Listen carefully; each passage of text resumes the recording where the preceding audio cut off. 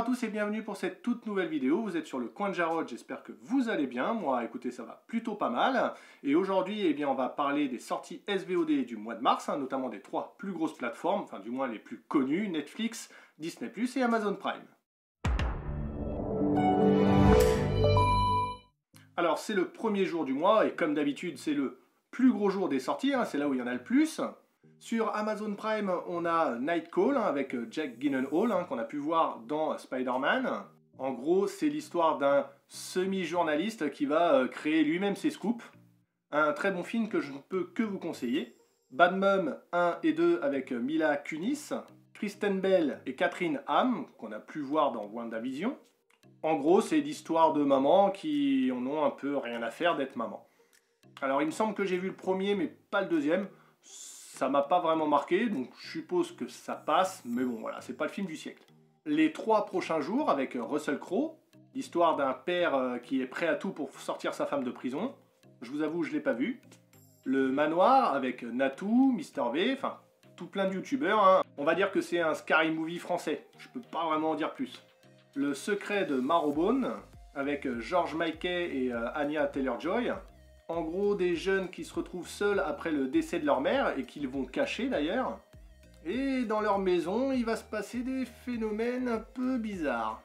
Alors pareil, je l'ai pas vu, mais Anya Taylor-Joy, je vais regarder. Braquage à l'anglaise avec Jason Statham et Saffron Burrows. Alors c'est dans les années 70, c'est une histoire de braquage, toute simple.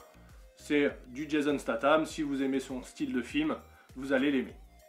White Bird avec Eva Green, une mère qui disparaît, une enquête, ça ressemblerait presque à Gone Girl. Alors du coup pareil, je l'ai pas vu non plus, donc Eva Green, je vais regarder. Quelques minutes après minuit, avec Liam Neeson, Sigourney Weaver et Felicity Jones, qu'on a pu voir dans Amazing Spider-Man 2. Une histoire de monde imaginaire, alors celui-là non plus je l'ai pas vu, donc pourquoi pas. Hotel Rwanda avec Don Cheadle, qu'on a pu voir dans Iron Man, Avenger. Une histoire vraie sur un gérant d'hôtel qui, pendant la crise au Rwanda, sauva pas mal de monde. Un film plutôt sympathique dans mes souvenirs. Monster Hunter avec Mila Jovovich et Tony Jaa. L'adaptation du jeu vidéo, tout simplement. Bon, c'est une adaptation de jeu vidéo, donc à vous de voir. Et sinon, côté animation, on a La Famille de la Jungle et Shrek 2. Sur Netflix maintenant, on a The Guardian of Justice. Alors c'est entre live action et animé, donc on sait pas trop. D'après le trailer, en tout cas, ça a l'air intéressant, donc pourquoi pas, on va regarder ça. Les Noces funèbres de Tim Burton, un excellent film que je ne peux que vous conseiller. Spider in the Web avec Ben Kingsley et Monica Bellucci, un thriller que je n'ai pas vu, ou alors je m'en souviens pas. Ça me dit quelque chose, mais je suis pas sûr, donc bon, à revoir. The Mist, avec Thomas Jem et Marcia Gay Harden, un petit film d'horreur basé sur des romans de Stephen King. Et d'ailleurs, il me semble qu'il y a déjà une série une série du même nom, The Mist, sur Netflix déjà. Halloween, le remake de 2007, qu'on ne présente plus. Un bail en enfer, un docu-série qui va pas vous donner envie de faire de la colocation. Baywatch, Alerte à Malibu, avec Dwayne Johnson, Zac Efron ou encore Alexandra Daddario. Alors c'est le film tiré de la célèbre série Alerte à Malibu avec Pamela Anderson. Journal d'une babysitter avec Scarlett Johansson, Black Widow. Une comédie sur une babysitter modeste qui va tout simplement garder des enfants riches. Une famille sur le ring avec Florence Pugh, qu'on a pu voir aussi dans Black Widow. Une comédie sur une famille de catcheurs, plutôt sympathique.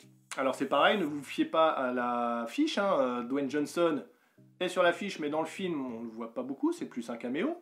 LOL, la version française du film avec Sophie Marceau. On a aussi la collection Jean-Jacques Hano avec Deux frères et l'ours, de très bons films. Et sinon, en vrac, on a Quai d'Orsay avec Thierry Lhermitte, La Reine Margot avec Isabelle Adjani, La Surface de réparation avec Franck Gastambide, La vie très privée de Monsieur Sim avec Jean-Pierre Bacry, ou encore Ni juge ni soumise. Et sur Disney+, il n'y a rien, puisque le 1er mars tombe à mardi, et que le jour des sorties, je le répète, sur Disney+, c'est le mercredi ou le vendredi. Et voilà, c'est tout pour aujourd'hui, j'espère que cette vidéo vous aura plu.